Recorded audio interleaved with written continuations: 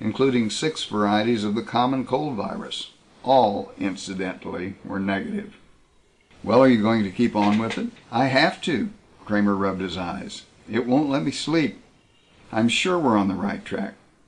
Something an adult gets gives him resistance or immunity." He shrugged. "Tell you what, you run those bloods out and I'll go take another look at the data."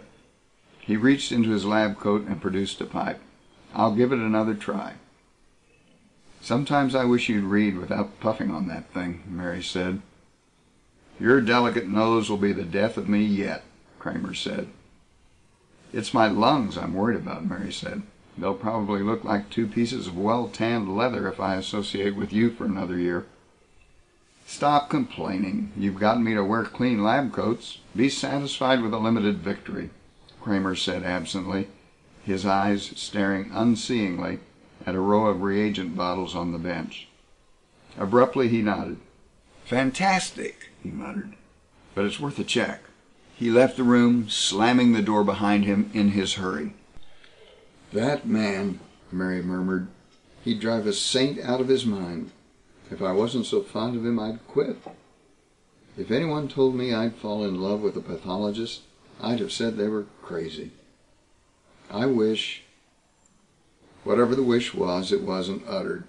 Mary gasped and coughed rackingly. Carefully she moved back from the bench, opened a drawer, and found a thermometer. She put it in her mouth. Then she drew a drop of blood from her forefinger and filled a red and white cell pipette and made a smear of the remainder. She was interrupted by another spasm of coughing, but she waited until the paroxysm passed and went methodically back to her self-appointed task. She had done this many times before. It was routine procedure to check on anything that might be Thurston's disease.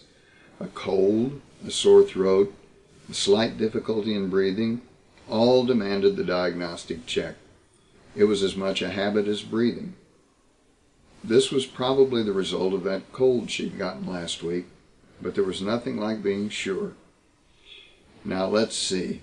Temperature 99.5 degrees. Red cell count 4.5 million. White cell count, 2,500. Leukopenia. The differential showed a virtual absence of polymorphs, lymphocytes, and monocytes. The whole slide didn't have 200. Eosinophils and basophils way up, 20 and 15% respectively, a relative rise rather than an absolute one. Leukopenia, no doubt about it. She shrugged. There wasn't much question. She had Thurston's disease. It was the beginning stages, the harsh cough, the slight temperature, the leukopenia. Pretty soon her white cell count would begin to rise, but it would rise too late. In fact, it was already too late. It's funny, she thought. I'm going to die, but it doesn't frighten me. In fact, the only thing that bothers me is poor Walter is going to have a terrible time finding things. But I can't put this place the way it was. I couldn't hope to. She shook her head, slid gingerly off the lab stool, and went to the hall door. She'd better check in at the clinic, she thought. There was bed space in the hospital now, plenty of it.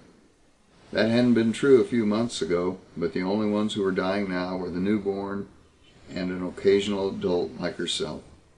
The epidemic had died out, not because of lack of virulence, but because of lack of victims. The city outside, one of the first affected, now had less than 40% of its people left alive. It was a hollow shell of its former self. People walked its streets and went through the motions of life, but they were not really alive. The vital criteria were as necessary for a race as for an individual. Growth, reproduction, irritability, metabolism. Mary smiled wryly. Whoever had authored that hackneyed mnemonic that life was a grim proposition never knew how right he was, particularly when one of the criteria was missing. The race couldn't reproduce. That was the true horror of Thurston's disease. Not how it killed, but who it killed. No children played in the parks and playgrounds. The schools were empty. No babies were pushed in carriages or taken on tours through the supermarkets in shopping carts. No advertisements of motherhood or children or children's things were in the newspapers or magazines. They were forbidden subjects, too dangerously emotional to touch. Laughter and shrill young voices had vanished from the earth, to be replaced by the drab grayness of silence and waiting. Death had laid cold hands upon the hearts of mankind, and the survivors were frozen to numbness. It was odd, she thought, how wrong the prophets were. When Thurston's disease broke into the news, there were frightened predictions of the end of civilization. But they had not materialized. There were no mass insurrections, no rioting, no organized violence. Individual excesses, yes, but nothing of a group nature. What little panic there was at the beginning disappeared once people realized that there was no place to go. And a grim passivity had settled upon the survivors. Civilization did not break down. It endured. The mechanics remained intact. People had to do something, even if it was only routine counterfeit of normal. The stiff upper lip in the face of disaster. It would have been far more odd, Mary decided, if mankind had given way to panic. Humanity had survived other plagues nearly as terrible as this, and racial memory is long. The same grim patience of the past was here in the present. Man would somehow survive, and civilization go on. It was inconceivable that mankind would become extinct. The whole vast resources and pooled intelligence of surviving humanity were focused upon Thurston's disease. And the disease would yield. Humanity waited with childlike confidence for the miracle that would save it. And the miracle would happen. Mary knew it with a calm certainty as she stood in the cross corridor at the end of the hall, looking down the 30 yards of tile that separated her from the elevator that would carry her up to the clinic and oblivion.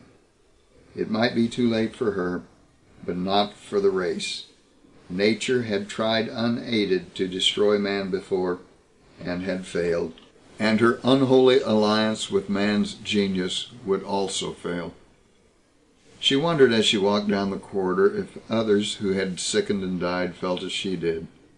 She speculated with grim amusement whether Walter Kramer would be as impersonal as he was with the others when he performed the post-mortem on her body. She shivered at the thought of that bare, sterile room and the shining table. Death was not a pretty thing, but she could meet it with resignation, if not with courage. She had already seen too much of it for it to have any meaning. She did not falter as she placed a finger on the elevator button. Poor Walter, she sighed. Sometimes it was harder to be among the living.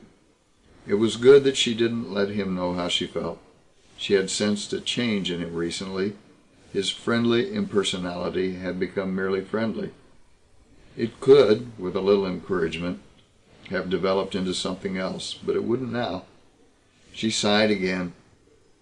His hardness had been a tower of strength, and his bitter gallows humor had furnished a wry relief to grim reality. It had been nice to work with him. She wondered if he would miss her. Her lips curled in a faint smile.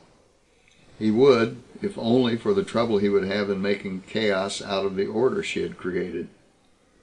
Why couldn't that elevator hurry? "Mary, where are you going?" Kramer's voice was in her ears, and his hand was on her shoulder. "Don't touch me." "Why not?" His voice was curiously different, younger, excited. "I have Thurston's disease," she said. He didn't let go. "Are you sure?" The presumptive tests were positive. "Initial stages?" She nodded. "I had the first coughing attack a few minutes ago." He pulled her away from the elevator door that suddenly slid open. "You were going to that death trap upstairs," he said. "Where else can I go?" "With me," he said. "I think I can help you." "How? Have you found a cure for the virus?" "I think so. At least it's a better possibility than the things they're using up there." His voice was urgent. "And to think I might never have seen it if you hadn't put me on the track. Are you sure you're right?" "Not